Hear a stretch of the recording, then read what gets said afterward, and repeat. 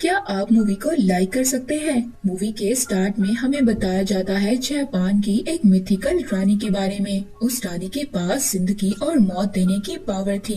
वो रानी जिसको भी टच करती थी उसकी डेथ हो जाती थी। अब उनके वहाँ के जनरल ने उस रानी को दूर कहीं पहाड़ों के नीचे दफना दिया ताकि उसका ये इवल और ज्यादा न फैल सके। रिचर्ड ने उसके टॉम को ढूंढना शुरू कर दिया। उसके सर पर इतना ज्यादा जुनून सवार हो गया कि उसने अपनी फैमिली की भी परवाह नहीं की।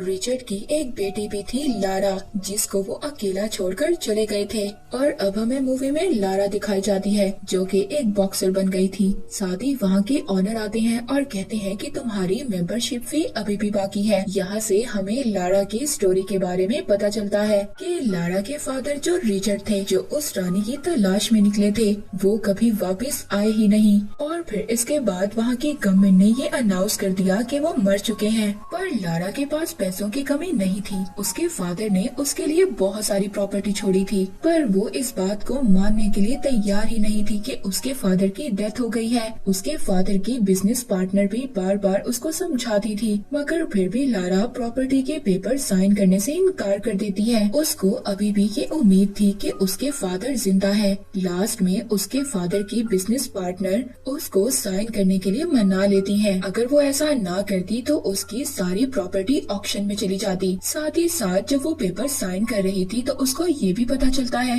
कि उसके फादर ने उसके लिए एक जापानीज पजल भी छोड़ा था। उस पजल को सॉल्व करने के बाद उस पजल में से उसको एक सीक्रेट नोट भी मिलता है। और जब वो ये नोट पढ़ती है तो वो फौरन से अपने माइंड को चलाती है और उस जगह पर चली जाती है। वो एड्रेस इसके फादर के टॉम का था। अब जब वो वहाँ पर जाती है, अपने फादर के नेम की फर्स्ट लेटर को जब वो दबाती है और जो उसको की मिली थी उससे ओपन करती है, तो साथ ही वहाँ पर एक केव का डोर ओपन हो जाता है। वहाँ पर जाकर उसको पता चलता है कि उसके फादर अपना ज्यादातर टाइम कहाँ पर गुजारा करते थे। वहीं पर लारा को एक कैमरा भी मिलता है जिसमें उसके फादर का एक मैसेज रिकॉर्ड था। जब लारा उस वीडियो को देखती है तो उस वीडियो में उसके फादर उसको बता रहे थे कि मैं ये प्रूव करने के लिए बाहर निकल गया कि सुपर नेचुरल पावर्स होती हैं। तभी मुझे जापान की रानी के बारे में पता चला और मैं उसको तलाश करने के लिए निकल गया। तुम्हारी मदर को खोने के बाद मैं बहुत ज्यादा सदमे में था और इसी वजह से मैं उस रानी के टॉम को तलाश करने गया था ताकि तुम्हारी मदर को मैं स्पिरिट्स की दुनिया से वापस ला सकूं। और अब तुम्हें मेरा ये काम करना होगा। तुम्हें उस रानी से मुतालिक जितनी भी इंफॉर्मेशन है सारी डिस्ट्रॉय करनी होगी ताकि वो कभी भी किसी गलत इंसान के हाथ न लगे। अब जब लारा ये मैसेज सुनती है तो वहाँ पर वो सभी चीजों को देखने लगती है। अब लारा जब वहाँ पर सारी इंफॉर्मेशन पढ़ती है तो उसको पता चलता है कि उसके फादर की किसने हेल्प की थी। अब वो अपने फादर की कोई चीज उधार रखकर कुछ पैसे जमा करती है और हांगकांग के लिए निकल जाती है और फौरन से उस शिप को ढूंढने लगती है जहाँ पर लास्ट बार इसके फादर को उस शिप में देखा गया था। पर तभी जब लारा वो शिप ढूंढ रही थी तो वहाँ पर कुछ चोर आ जाते हैं, उसका बैग चुरा कर भाग जाते हैं। पर उन चोरों ने गलत लड़की से बैग चुरा लिया था। लारा उन चोरों का पीछा करती है, उनको अपनी बॉक्सिंग स्किल से हरा देती है और अपना बैग वापस करने पर मजबूर कर देती है। पर अब लारा को वो शिप भी मिल गया था। उस शिप के ऑनर से जब लारा बात करती है तो उस शिप का ऑनर बताता है कि मेरे फादर ने तुम्हारे फादर की हेल्प की थी, मगर मेरे फादर भी तुम्हारे फादर की हेल्प करने के बाद कभी भी नहीं वापस आए। मुझे नहीं पता वो जिंदा है या मर गए। अब लारा शिप के ऑनर को कहती है कि हम दोनों मिलकर अपने फादर्स को ढूंढ सकते हैं, क्योंकि लारा को अपने फादर की इंफॉर्मेशन से उस आइलैंड का पता चल गया था। मगर लारा को ये नहीं पता था कि वो आइलैंड कितना ज्यादा खतरनाक है, इसीलिए वो ऑनर वहाँ पर जाने से मना कर देता है। पर जब लारा उस ऑनर को थोड़े से पैसों का लालच देती है, उस ऑनर पर आगे ही बहुत सारा कर्ज था। जब वो थोड़े से पैसे देखता है तो वो भी लारा की हेल्प करने के लिए तैयार हो जाता है। अब सफर के दौरान लारा अपने फादर के सारे पजल्स को सॉल्व करती है, जिसमें उसको पता चलता है कि उस रानी हिमिको के पीछे और भी इवल ग्रुप था जो उस रानी को ढूंढने की तलाश में थे। अब जब लारा पजल सॉल्व करते करते शिप में ही सो गई थी, तभी वो एक झटके से जाग जाती है क्योंकि उनका शिप उस आइलैंड तक पहुंच गया था और वहाँ पर बहुत खतरनाक लहरें थी। अब जब वो शिप का ऑनर अपने शिप को कंट्रोल नहीं कर पाता तो वो लारा से कूदने का कहता है। लारा अपने फादर के सभी पेपर्स को समेट रही थी। इतने में एक लहर आती है और लारा को अपने साथ ले जाती है, पर वो तूफान इतना ज्यादा खतरनाक था। लारा उस तूफान से बचते हुए समंदर में कूद जाती है और उनका शिप एक पत्थर से टकरा गया था। उनके शिप के टुकड़े टुकड़े हो जाते हैं। लारा को जब होश आता है तो वो एक ग्रुप के सामने थी। उस ग्रुप का लीडर लारा को ये बताता है कि उस रानी के टॉम को ढूंढने के चक्कर में मैंने तुम्हारे फादर की जान ले ली। अब जब लारा के बैग से लारा के फादर का उसको जर्नल मिलता है। अब वो लोग लारा को भी लेबर बना लेते हैं और हिमिको के एड्रेस की तरफ निकल पड़ते हैं। वहाँ पर शिप का ऑनर भी था। वो लारा की हेल्प करता है, लारा को भागने का कहता है। तभी लारा जब भाग रही थी तो भागते भागते वो तेज पानी की लहर में डूब जाती है। लारा इससे पहले डूब जाती। वहाँ पर एक क्रैश प्लेन मिलता है, वो उसको पकड़ लेती है, पर वो बेचारी वहाँ पर क्या करती, उसके वजन से वो प्लेन टूटने लगता है। लारा थोड़ी सी हिम्मत दिखाती है, वो तेज भागती है और उस प्लेन के मेन पार्ट को पकड़ लेती है। वो बेचारी थोड़ा सा सांस लेती इससे पहले वो प्लेन सारे का सारा टूटकर नीचे गिर जाता है। तभी लारा को उस प्लेन से एक पैराशूट मिलता है। वो पैराशूट ओपन करती है और जंगल में क्रैश लैंडिंग करती है। रात हो गई थी, उसको जंगल में कोई भी नजर नहीं आता जो उसकी हेल्प करता। तभी एक आदमी उसको देखकर भाग जाता है। लारा जब उसका पीछा करती है तो ये आदमी कोई और नहीं बल्कि उसके फादर थे।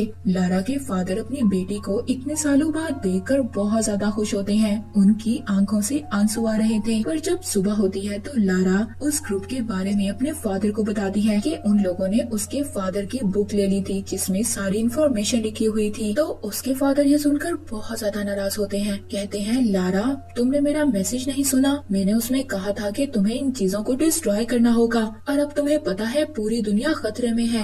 अब तभी लारा जल्दी से वहाँ की तरफ भागती है और अपने तीरों से उन लोगों पर अटैक करती है। उन लोगों को वो टॉम तो मिल जाता है मगर उसका एंट्रेंस कैसे था ये नहीं पता था। वहाँ पर लारा के फादर रिचर्ड भी पहुँच गए थे। लारा के फादर को उस ग्रुप के लीडर ने पकड़ लिया था। अब लारा को ही एंट्रेंस का पजल सॉल्व करना पड़ता है। लारा अपने दिमाग से पजल को सॉल्व करती है और उस रूम का डोर ओपन हो जाता है। अब यहाँ पर एक एक कर वो लोग उस केव के अंदर आते हैं, पर उनका एक गलत कदम वहाँ पर उस लीडर के आदमी की जान ले लेता है। वो वहाँ पर एक खाई देखते हैं जहाँ पर बहुत सारे स्केलेटन थे। ये देखकर वो बहुत ज्यादा शॉक्ड हो जाते हैं। वहाँ एक वॉल पर उनको एक और पजल नजर आता है। अब जब वो उस पजल को देख ही रहे थे तभी वहाँ पर केव का दरवाजा बंद हो जाता है और उनके पाँव के नीचे से जमीन खत्म हो रही थी। लारा भी गिरते गिरते बचती है। अब जब दोबारा से उनकी नजर उसी वॉल पर पड़ती है तो वो पजल ही यहाँ से निकलने का रास्ता था। अब वो वहाँ पर अलग अलग किस्म के अलग अलग कलर्स के क्लूज लगाते हैं मगर कोई भी क्लू फिट नहीं हो रहा था। लारा को तभी समझ आती है कि ग्रीन कलर आजादी का कलर है। तभी वो जल्दी से ब्लू और रेड को मिक्स कर ग्रीन कलर बनाती है और वहाँ का दरवाजा ओपन हो जाता है। वो दरवाजा खुलने के बाद इनको उस रानी का डोम नजर आता है। अब जब वो उसके डोम को ओपन करते हैं वो रानी एक नॉर्मल इंसान नजर आ रही थी, पर देखते देखते वो एक स्केलेटन में बदल जाती है। जब वहाँ पर उस लीडर का एक साथी उस रानी को उठा रहा था तभी उसके हाथ पर इन्फेक्शन हो जाता है और एक दर्दनाक इन्फेक्शन से वो चीख कर मर जाता है। अब लारा जब उन्हीं सभी पजल्स और वहाँ की पेंटिंग्स को देखती है तो उसको समझ आता है कि ये रानी कोई जादूगरनी नहीं थी बल्कि इसको तो कोई इन्फेक्शन हो गया था और यही वजह थी कि ये रानी जिसको भी हाथ लगाती थी वो मर जाता था और उसने अपने मन से खुद को सेक्रीफाइस किया। वो ये नहीं चाहती थी कि उसकी वजह से पूरी दुनिया खत्म हो जाती। रिचर्ड और लारा उस लीडर को मना करती है कि इसको यहाँ से हमें नहीं ले जाना चाहिए, पर वो लीडर उनकी कोई भी बात नहीं मानता और उस रानी की एक उंगली काट कर अपने पास रख लेता है।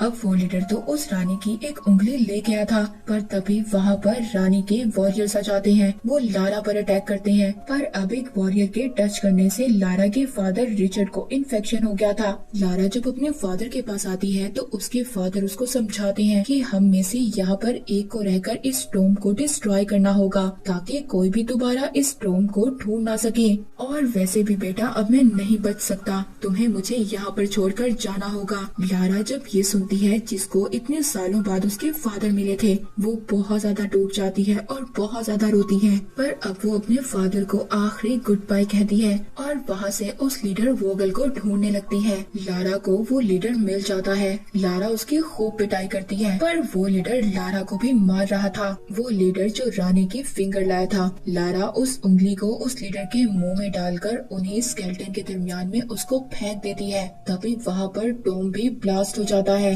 लारा तेज भागती है और वो अपनी स्पीड से एग्जिट डोर की तरफ आ गई थी, पर तभी वो वहाँ पर फंस जाती है। उसकी ये लक थी कि वहाँ पर वही शिप का ऑनर था, वो उसको बचा लेता है। वहाँ पर एक हेलीकॉप्टर भी आ गया था। अब उस हेलीकॉप्टर को हाईजैक करने के बाद सभी लोग बिल्कुल ठीक उस आइलैंड से बाहर आ जाते हैं। अब लारा को हमें लंदन दिखाया जाता है, जहाँ पर उसने अपने फादर की सारी प्रॉपर्टी को एक्सेप्ट कर लिया था। अब जब लारा वहाँ पर अपनी कंपनीज की लिस्ट को देख रही थी, तभी उसको पता चलता है एक ऐसी कंपनी के बारे में जो सुपर नेचुरल आर्टिफिक्स को हासिल कर दुनिया पर कब्जा करना चाहती थी। और वो कंपनी की ऑनर कोई और नहीं बल्कि वो ही लेडी थी जो इसके फादर की बिजनेस पार्टनर थी, जिसको हमने मूवी के स्टार्ट में देखा। उस बिजनेस पार्टनर एना का ये काम था लारा को बिजनेस की बातों में उलझाए रखना, ताकि वो इसके काम में ना आ सके। और अब जब लारा को सब कुछ पता चल गया था, तो वो ये डिसाइड करती है कि वो इनका मुकाबला करेगी